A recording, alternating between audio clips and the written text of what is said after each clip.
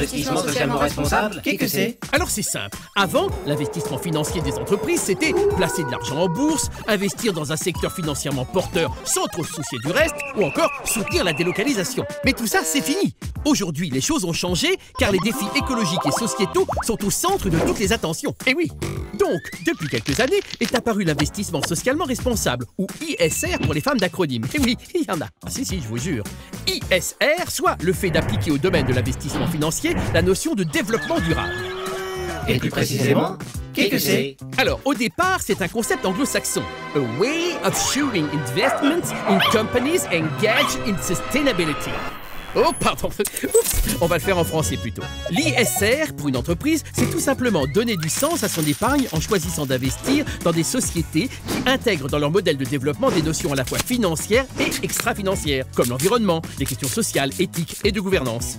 Alors je commence à vous connaître, vous allez me dire... Ok, mais dans quel but exactement? Bah tiens, j'en étais sûr. Eh bien, avec l'ISR, les entreprises encouragent les changements profonds dans l'économie mondiale avec des solutions d'investissement plus efficaces, à même de répondre aux défis mondiaux. Voilà, là c'est plus clair. Oui, beaucoup plus. Mais l'investissement socialement responsable à la Matmut, qu'est-ce que c'est? Eh bien, pour commencer, le mieux c'est que je laisse la parole à Stéphane Muller. Alors Stéphane, pourquoi et comment la Matmut investit? Tout d'abord, ce qu'il faut savoir, c'est que la Matmut a l'obligation de placer les sommes qu'elle reçoit ou qu'elle doit à ses sociétaires sur les marchés financiers. Ces investissements correspondent à la recherche d'une performance financière annuelle. L'objectif, il est de répéter cette performance financière tous les ans et dans le long terme. C'est là qu'intervient l'investissement socialement responsable, qui nous permet de mesurer la pérennité des sociétés dans lesquelles nous investissons, sur leur impact sur l'environnement et sur leur impact sur la société. Mais c'est aussi pour la Matmut, assureur mutualiste, une manière de prendre soin de l'environnement dans lequel elle évolue et au fond, nous insérer complètement dans le monde que nous partageons avec nos sociétaires.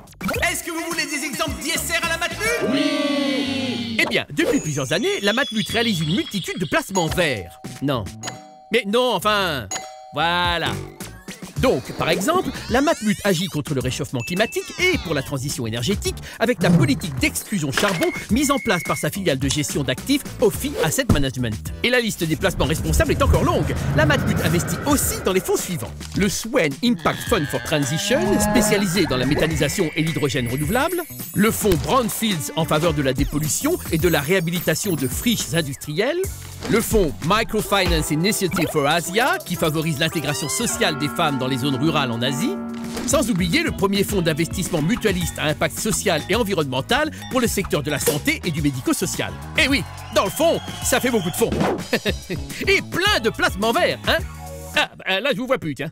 Oh, ouh. Bon, allez, je laisse le mot de la fin à Stérène Jouran. Cette préoccupation sociale et environnementale est commune à l'ensemble du groupe Matmut. Toutes nos filiales l'ont elles aussi intégrée dans la gestion de leurs actifs. En tant qu'investisseur responsable, la Matmut mène depuis plusieurs années une politique d'investissement intégrant les critères environnementaux, sociaux et de gouvernance. Aujourd'hui, plus de 85% du portefeuille est couvert par une analyse ESG. L'objectif est à terme de couvrir l'intégralité du portefeuille géré sous mandat. Voilà, c'est fini. Alors, qu'est-ce qu'on dit? Eh ben, l'ISR c'est bien plus clair maintenant. Merci, qu'est-ce que c'est?